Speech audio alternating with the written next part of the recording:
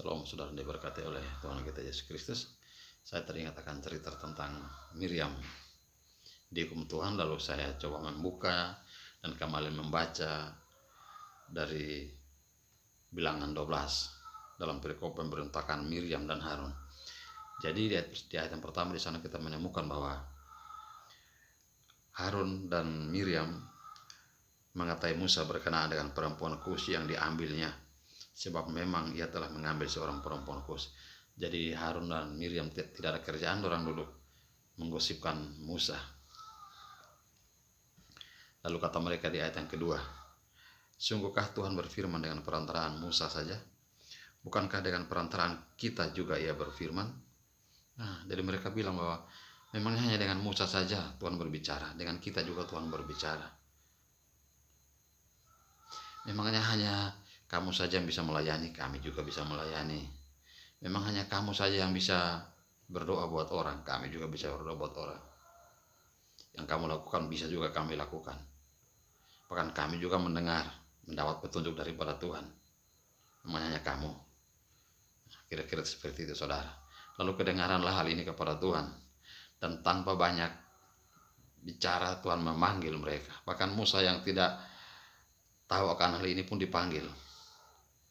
Mungkin Musa sempat bingung juga. Ayat yang keempat, saudara, lalu berfirmanlah Tuhan dengan tiba-tiba kepada Musa, Harun dan Miriam, keluarlah kamu bertiga ke depan kemah pertemuan. Maka keluarlah mereka bertiga sampai depan kemah pertemuan. Ayat yang kelima, lalu turunlah Tuhan dalam tiang awan dan berdiri di pintu kemah itu, lalu memanggil Harun dan Miriam. Maka Harun dan Miriam tampil ke depan, begitu saudara. Di sana Tuhan mulai berfirman yang selanjutnya di ayat yang ke-7. Ayat yang ke-6. Jika di antara kamu ada seorang nabi, maka aku Tuhan menyatakan diriku kepadanya dalam penglihatan. Aku berbicara dengan dia dalam mimpi. Bukan demikian hambaku Musa, seorang yang setia dalam segenap rumahku. Berhadapan-hadapan aku berbicara dengan dia terus terang, bukan dengan teka-teki, dan ia memandang rupa Tuhan. Mengapakah kamu tidak takut mengatai hambaku Musa? Jadi Tuhan bilang, memang benar. Kalau saya berbicara dengan orang lain juga, tapi dengan Musa ini beda.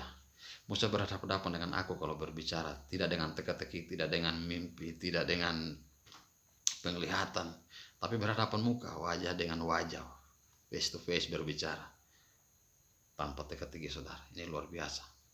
Oleh karena apa saudara?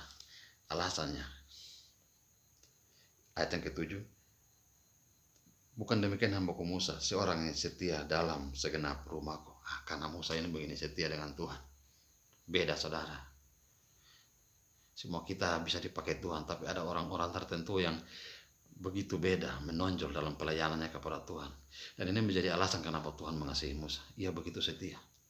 Itu alasan yang kedua. Alasan yang pertama saudara, ayat yang 3, adapun Musa ialah seorang yang sangat lembut hatinya, lebih dari setiap manusia yang di atas muka bumi. Jadi Musa ini hatinya begitu sangat lembut. Saudara dan saya lembut atau tidak? Saudara dan saya setia atau tidak? Saya teringat dengan kalimat di Perjanjian Baru yang kira-kira begini, kalau kehidupan agamamu tidak lebih dari orang Farisi. Jadi kalau kita tidak lebih dari orang lain, kita tak usah mengata-ngatai orang, sebab kita tidak bisa menilai, kita tidak bisa pernah tahu Tuhan mengasihi siapa lebih dari siapa. Tuhan mengasihi saya lebih dari Anda, atau Tuhan mengasihi Anda lebih dari saya, kita tidak pernah tahu, karena kita hanya melihat dari luar, sementara Tuhan dari dalam hati. Jadi stop membicarakan orang, membicarakan yang negatif. Siapa tahu orang itu begitu dikasihi Tuhan, lalu tanpa banyak bicara kita dihukum. Saudara, firman ini begini keras, tapi ini menjadi peringatan bagi kita. Bukan karena kebencian, bukan karena apapun juga, tapi ini supaya kita mengerti. Kalau sekarang kita dalam keadaan yang benar-benar menjaga diri untuk tidak sampai membicarakan orang lain, maka dengan firman ini saya mengajak kita untuk lebih berhati-hati untuk jangan membicarakan orang lain. Itu alasannya Tuhan begitu mengasihi Musa. Berhadapan-hadapan aku berbicara dengan dia, luar biasa saudara. Siapa pernah berhadapan dengan Tuhan untuk bercerita?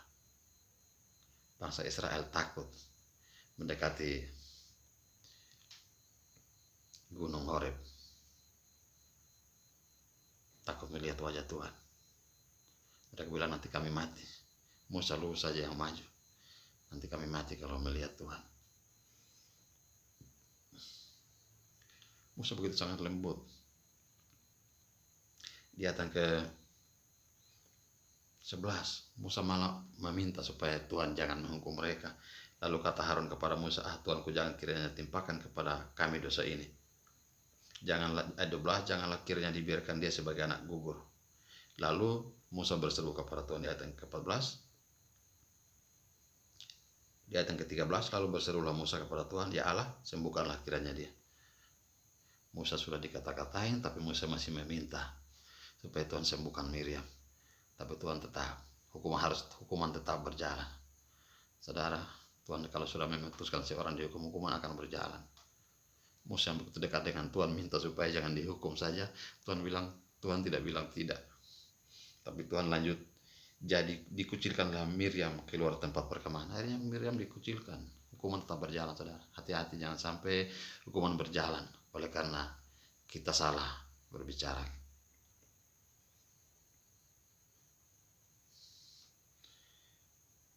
Sembuhkanlah kiranya dia. Berfirmanlah Tuhan kepada Musa, sekiranya airnya meludahi mukanya, tidakkah ia mendapat malu selama 7 hari? Jadi Miriam dikucilkan selama 7 hari, dihukum oleh Tuhan. Saudara, tidak tentu siapa yang dikasihi Tuhan. Belum tentu itu hamba Tuhan, belum tentu juga itu pendeta atau penatua atau diaken atau hamba Tuhan atau apapun juga tim doa, belum tentu. Karena Tuhan bisa mengasihi siapapun juga. Atau mungkin barangkali itu dia hanya jemaat biasa. Tapi kan karena kita tidak, Tuhan bisa saja mengasihi. Karena siapa yang tahu dalam hatinya orang. Kita hanya menjadi orang dari luar, saudara. Tapi pelayanannya orang di luar sana kita tidak tahu seperti apa mereka melayani. Jangan sampai kita dihukum Tuhan, saudara. Stop membicarakan orang. Di Perjanjian Baru di sana dikatakan bahwa berdoalah bagi orang yang menganiaya kamu.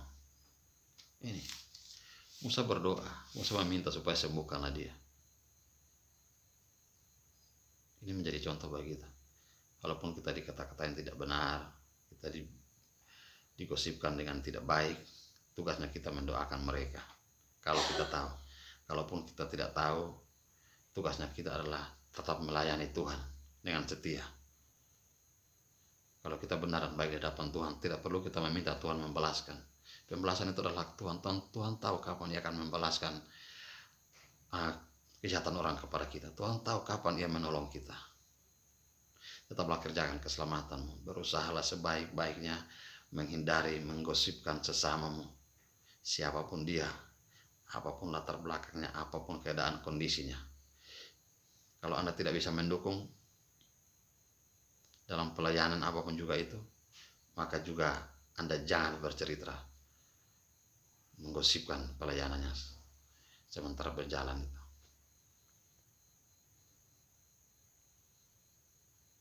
Di Wahyu dikatakan bahwa siapa ku kasihi, dia ku tegur dan ku hajar. Anda memilih yang mana?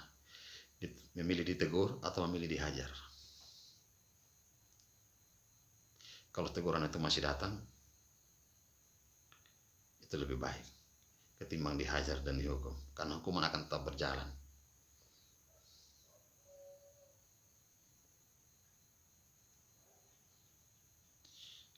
Terima kasih untuk kesempatan baik malam ini. Tetaplah melayani Tuhan. Jangan melihat ke kiri dan ke kanan, saudara. Tetap melayani Tuhan, fokus. Tuhan akan menjadi pembelamu tanpa Anda meminta untuk dibela. Sebab Ia sungguh mengasihi orang yang setia kepadanya. Salam.